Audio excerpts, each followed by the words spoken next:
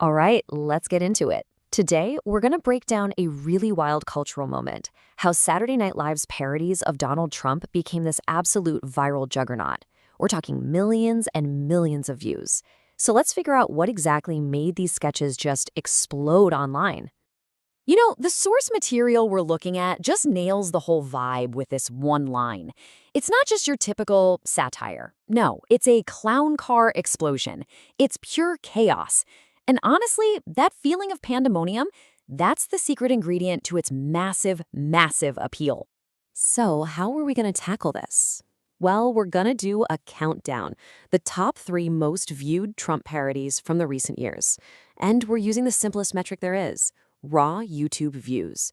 This isn't about what critics loved. This is about what you guys, the internet, actually clicked on, watched, and shared like crazy. It's the ultimate scoreboard. Okay, so right off the bat, you can see there's a real pecking order here. The Easter sketch is sitting at a very healthy 4.5 million views. But then you see this big jump, right? The executive order sketch hits 7 million. And then, in a completely different stratosphere, you've got the Family Feud sketch blowing past 10 million. So what made these things tick? Let's start at the bottom and work our way up. So coming in at number 3, we have the Trump Easter Cold Open. The whole joke here is that Trump basically crashes Easter, the holiest of holidays, and decides to make it all about him, even comparing his own rallies to, Jesus Christ. And wow, did that idea land? We're talking 4.5 million views. It's a huge number, and it just goes to show you that SNL's whole strategy of mixing the sacred with the totally profane, politically speaking, really grabbed people's attention. And this right here, this is the punchline that sums up the entire sketch. The source points to this one moment where he turns holy water into Diet Coke. It's so specific, it's so perfectly on character for the parody, and it just captures that wild, almost blasphemous tone that made people click. Okay, let's climb the ladder to our number 2 sketch. This one is the Executive Orders Cold Open, and it honed in on that absolute whirlwind first 100 days of the Trump administration, where things were happening so fast it was hard to keep up. And look at that jump in views. We're at 7 million now. This sketch really tapped into what everyone was feeling at the time, right? That dizzying sense of constant, rapid-fire political change. And SNL found a way to make that feeling absolutely hilarious. I love this. The source material uses this brilliant video game analogy to get to the heart of the sketch.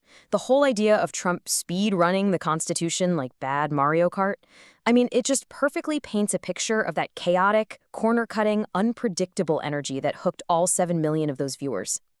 And here we are, the top of the mountain. This isn't just the most popular sketch on our list. This is the one that broke into a whole other level. It smashed that 10 million view barrier and became like a viral event all on its own.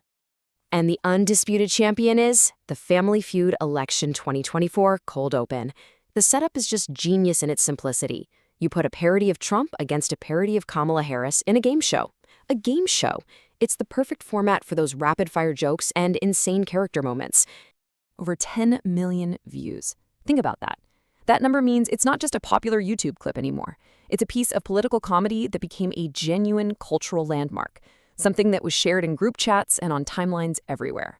So, what was the magic here? This description from the source just says it all. The energy of your drunk uncle hosting Jeopardy on Red Bull. It perfectly captures that mix of rambling, unpredictable chaos smashed into the formal structure of a game show. It wasn't just making fun of a person, it was making fun of a whole performance style. So when you look at numbers this big, you have to ask the question, right? Is this just catching lightning in a bottle over and over? Or is there a method to all this madness? Well, our source suggests there is absolutely a formula, a secret sauce, if you will, that SNL figured out for turning political sketches into viral gold. Okay, so this formula really boils down to 3 key things. First, they learned how to bottle Trump's tangents. They take that rambling style and somehow package it into tight, funny jokes. Second, they create snackable viral chaos, little bursts of energy that are just perfect for a 30-second clip on your phone. And finally, and this is the killer part, they figured out how to combine what the source calls fart jokes meets resistance. It's lowbrow humor that anyone can get, but with just enough of a political jab that it feels smart and subversive. And this wasn't a one-hit wonder. This formula is totally repeatable. We see the same DNA in a bunch of other hit sketches mentioned in the source. the White House makeover, that chaotic Air Force One presser.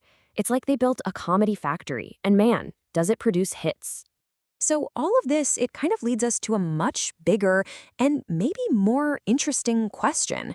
When political comedy gets this good, this engineered to go viral, what does that really say about politics today?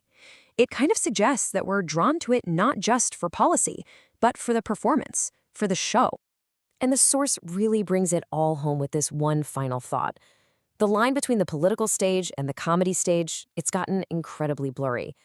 The ringmaster they're talking about, well, it's not just a character in a sketch anymore. The parody is reflecting a reality where being the center of attention, where winning the views, is the main goal. And that leaves us right here with this one last question to chew on. The numbers don't lie. The comedy sketch often gets way more traction than the actual policy debate. So, as we finish up here, the thing to really think about is, what happens to politics when the parody gets more attention than the reality it's supposed to be making fun of?